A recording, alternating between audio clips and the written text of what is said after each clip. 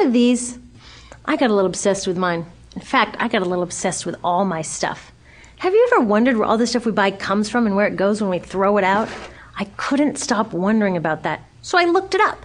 And what the textbook said is that stuff moves through a system from extraction to production to distribution to consumption to disposal. All together, it's called the materials economy. Well, I looked into it a little bit more. In fact, I spent 10 years traveling the world, tracking where our stuff comes from and where it goes. And you know what I found out? That is not the whole story. There is a lot missing from this explanation. For one thing, this system looks like it's fine. No problem. But the truth is, it's a system in crisis. And the reason it's a system in crisis is it's a linear system and we live on a finite planet. And you cannot run a linear system on a finite planet indefinitely. Every step along the way, this system is interacting with the real world. In real life, it's not happening on a blank white page. It's interacting with societies, cultures, economies, the environment. And all along the way, it's bumping up against limits. Limits we don't see here because the diagram is incomplete. So let's go back through. Let's fill in some of the blanks and see what's missing. Well, one of the most important things that's missing is people. Yes, people. People live and work all along this system. And some people in this system matter a little more than others. Some have a little more say. Who are they? Well, let's start with the government. Now, my friends tell me I should use a tank to symbolize the government, and that's true in many countries and increasingly in our own. After all, more than 50% of our federal tax money is now going to the military.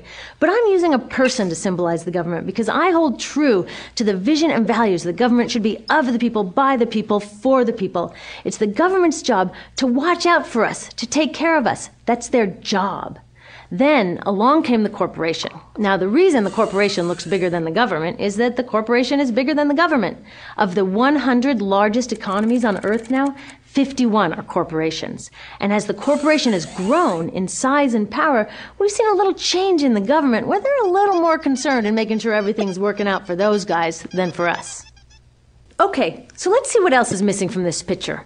We'll start with extraction, which is a fancy word for natural resource exploitation, which is a fancy word for trashing the planet. What this looks like is we chop down the trees, we blow up mountains to get the metals inside, we use up all the water, and we wipe out the animals. So here we are running up against our first limit. We are running out of resources. We are using too much stuff. Now, I know this can be hard to hear, but it's the truth, so we've got to deal with it. In the past 3 decades alone, 1/3 of the planet's natural resource space has been consumed. Gone. We are cutting and mining and hauling and trashing the place so fast that we're undermining the planet's very ability for people to live here.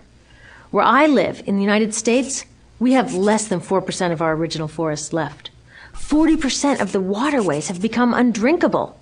And our problem is not just that we're using too much stuff, but we're using more than our share. We have 5% of the world's population, but we're using 30% of the world's resources and creating 30% of the world's waste. If everybody consumed at US rates, we would need 3 to 5 planets. And you know what? We've only got 1. So my country's response to this limitation is simply to go take somebody else's. This is the third world, which some would say is another word for our stuff that somehow got on somebody else's land. So what does that look like? The same thing, trashing the place. 75% of global fisheries now are fished at or beyond capacity. 80% of the planet's original forests are gone. In the Amazon alone, we're losing 2,000 trees a minute. That is 7 football fields a minute. And what about the people who live here?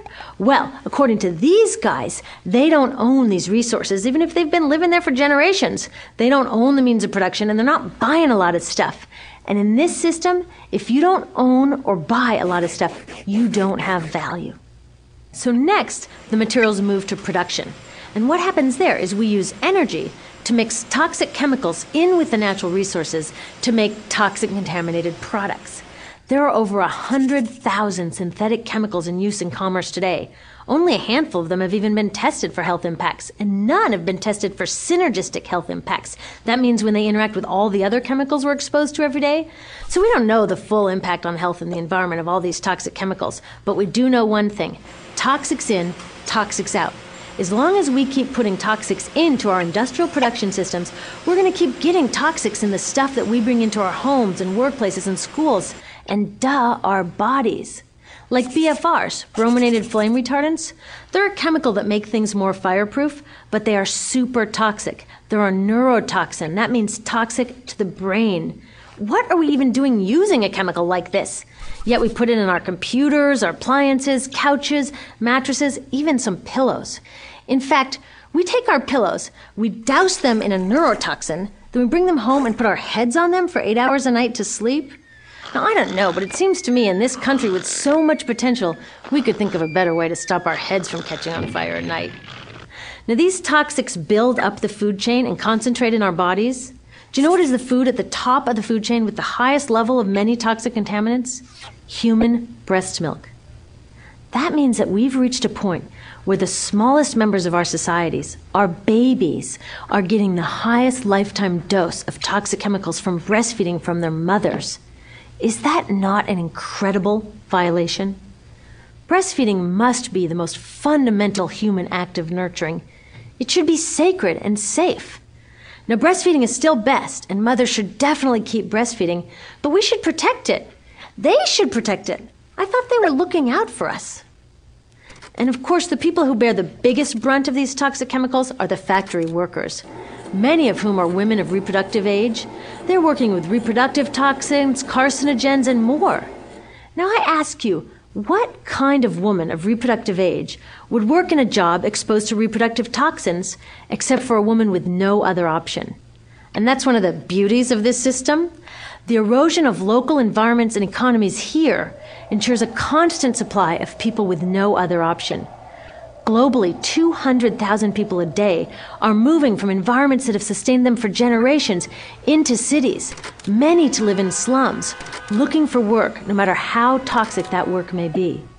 So you see, it's not just resources that are wasted along this system, but people too. Whole communities get wasted.